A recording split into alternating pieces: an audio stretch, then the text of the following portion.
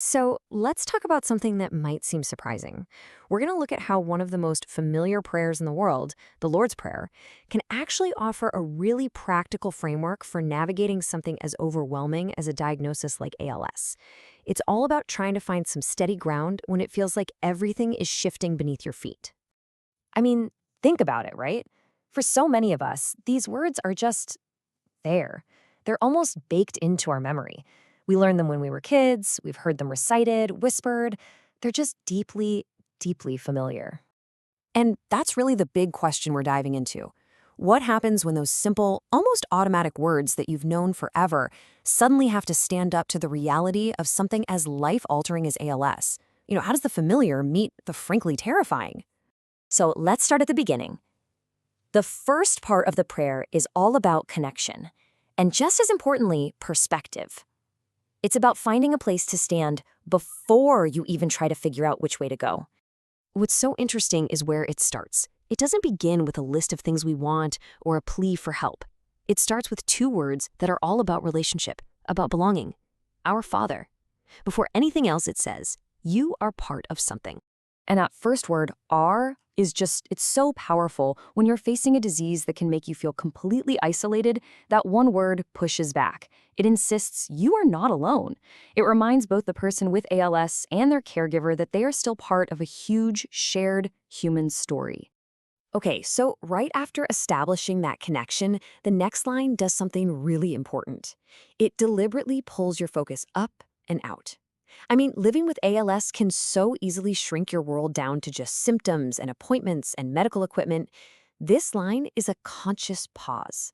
It's an invitation to remember that there's still beauty and reverence and a world beyond the diagnosis. So with that foundation set, we move into what are maybe two of the most difficult and most practical parts of the prayer in this context, the idea of surrender and the focus on just getting through today. Now, this is a really important distinction. When we hear the word surrender, we often think of giving up, but that's not what this is. This is about the active, incredibly courageous choice to acknowledge what you can't control. It's about finding a way to live fully within the reality of what is, even while you're grieving what's been lost. And look at how this plays out differently, but in parallel. For the person living with ALS, it's that daily challenge of living in a body that's changing. And for the caregiver, it's about embracing this profound truth. You are responsible for the care, but you simply cannot be responsible for the outcome. And then, right after that huge, abstract challenge of surrender, look what happens. The prayer immediately pivots. Boom. It yanks the focus from the vast and uncontrollable right back down to the small, concrete, immediate present. This day, not tomorrow, not next week, just today. And in the world of ALS, daily bread takes on so many different meanings, doesn't it? It can be literal food, of course, but it's also the emotional support you get from a friend. It's a transfer from a chair to a bed that goes smoothly. It's a piece of equipment that actually works. It's a shared laugh. It's a quiet afternoon. These aren't small things. They are everything.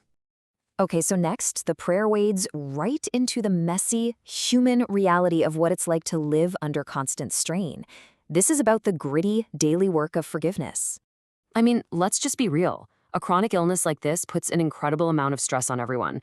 Frustration, bone-deep exhaustion, moments of impatience, they're gonna happen. They're human. So this line isn't some lofty ideal. It's a practical, necessary tool to keep relationships intact, to release those little tensions before they grow into something bigger. And that word temptation, in this context, it's not about some dramatic, evil thing. The temptations here are much quieter, and maybe even more dangerous. It's the temptation to just give in to despair, to pull away emotionally. For a caregiver, it's the very real temptation to neglect your own health until you completely burn out. So this line becomes a plea for the strength to just stay present. So as we start to pull all these pieces together, you can see how this stops being just a string of words you recite, and it starts becoming a real structure for how to get through the day, a framework for being. And now we have to touch on something that is so uniquely and heartbreakingly a part of ALS, the potential loss of speech. What happens to a prayer when the person can no longer say it out loud? Well, the amazing thing is, it doesn't just vanish. It just transforms. It can be remembered in the mind. It can be felt in the heart. It can be shared between two people in a room without a single sound. A caregiver speaking the words aloud for their loved one, that becomes this incredibly powerful act of connection that goes way beyond just language. So what we're left with is this clear, reliable structure. It's like a daily orientation. You start with relationship, you move to reverence, you acknowledge what you long for, you practice surrender, you focus on today's needs, and you do the work of forgiveness. It's a rhythm you can count on when so much else feels chaotic. So what's the takeaway here? Why does this matter? Well, because this framework offers real, tangible help. It offers connection to fight off isolation. It gives you a way to hold all the uncertainty without letting it crush you. It keeps you focused on today. And maybe most importantly, it's a constant reminder of dignity and worth that has absolutely nothing to do with physical ability. In the end, this isn't about finding easy answers or some kind of magic fix, because there aren't any. Instead, what the prayer offers is something quieter, but maybe much more powerful. A way to simply be present right here, in this moment, for a life that, no matter what, is still unfolding.